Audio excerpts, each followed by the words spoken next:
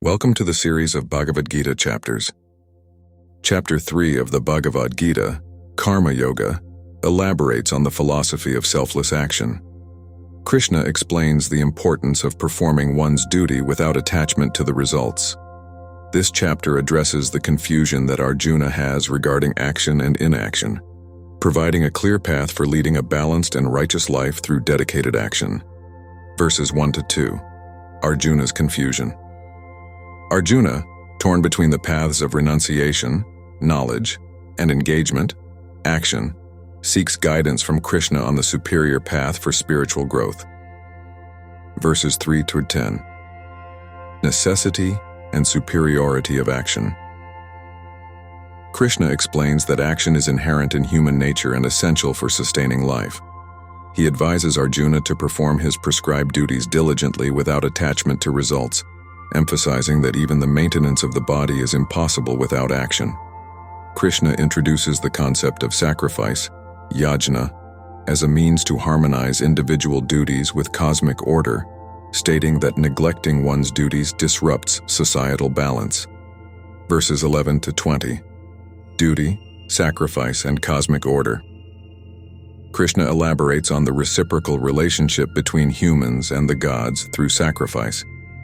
He emphasizes that performing actions as offerings to the divine sustains the cosmic order and leads to prosperity.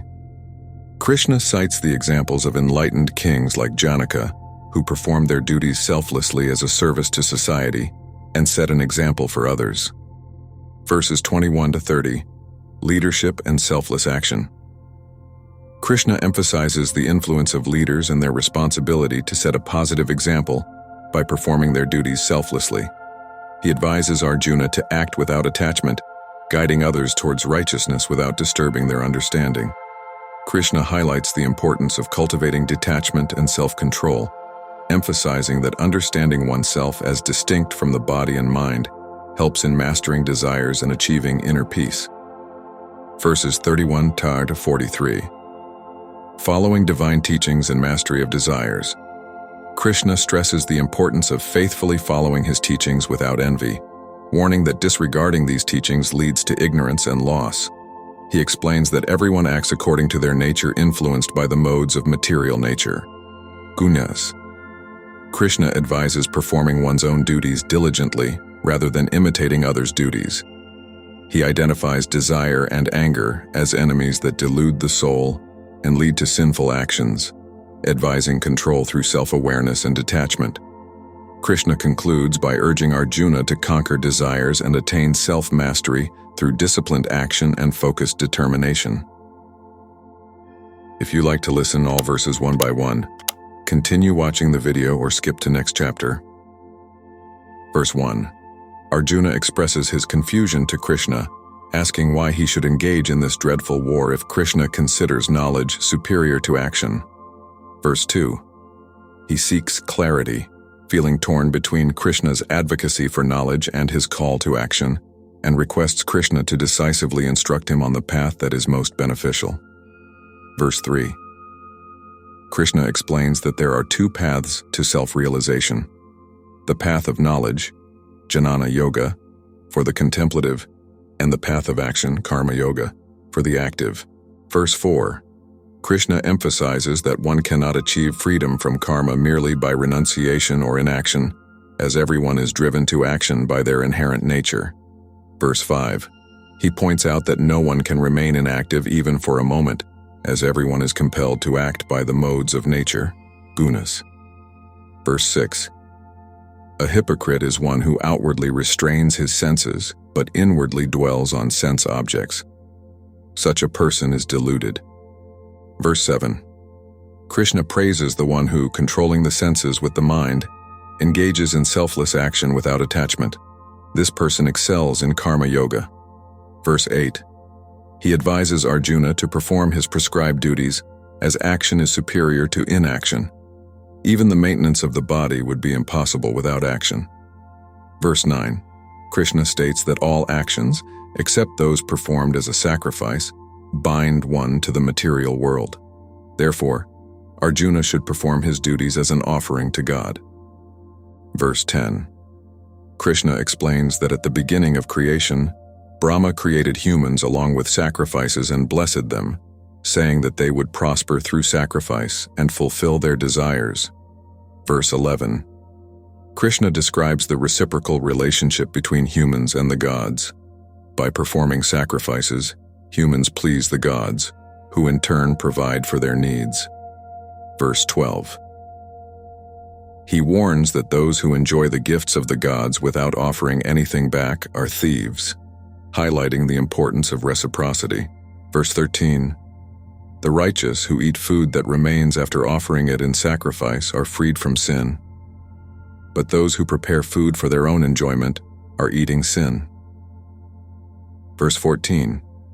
Krishna explains that all beings are nourished by food, which is produced by rain. Rain is produced by sacrifice, and sacrifice is born of action. Verse 15. All prescribed actions originate from the Vedas, which have their origin in the imperishable. Therefore, the all-pervading Brahman is eternally present in acts of sacrifice. Verse 16. He who does not follow the wheel of creation set in motion by the Vedas and leads a sinful life, indulging in the senses, lives in vain. Verse 17. For one who delights in the self, is satisfied with the self, and is content in the self alone. There is no duty. Verse 18. Such a person has no purpose in performing actions, nor does he have any reason to avoid them. He is not dependent on any being for anything. Verse 19. Krishna urges Arjuna to perform his duties without attachment, as this leads to the supreme goal. Verse 20. He cites the example of King Janaka and other enlightened kings who attained perfection through selfless action, encouraging Arjuna to follow their example for the welfare of the world. Verse 21. Krishna states that whatever a great person does, others follow. Whatever standards they set, others strive to emulate. Verse 22. Although Krishna has no prescribed duties and nothing to gain or lose, he engages in action to set an example for others. Verse 23. If he did not perform his duties diligently, people would follow his example and neglect their responsibilities. Verse 24. The world would fall into chaos if Krishna did not engage in action, and he would be the cause of confusion and destruction of humanity. Verse 25. Just as the ignorant act with attachment to results, the wise should act without attachment, aiming to set an example for the welfare of society. Verse 26. The wise should not unsettle the minds of the ignorant attached to action. Instead, they should encourage them to perform their duties diligently. Verse 27. Krishna explains that all actions are performed by the modes of nature, but due to ego, people think they are the doers. Verse 28. The wise understand that actions are performed by the body and senses, which are driven by the modes of nature, and they remain detached. Verse 29. Those deluded by the modes of nature become attached to actions. The wise should not disturb their understanding, but rather encourage them towards the path of righteousness. Verse 30. Krishna advises Arjuna to surrender all actions to him with a focused mind, free from desire and ego, and to fight without mental agitation. Verse 31. Those who follow Krishna's teachings with faith and without envy are freed from the bondage of actions. Verse 32. But those who, out of envy, do not follow these teachings are deluded and bereft of knowledge, and they are lost. Verse 33. Even a wise person acts according to their nature, as all beings follow their own nature.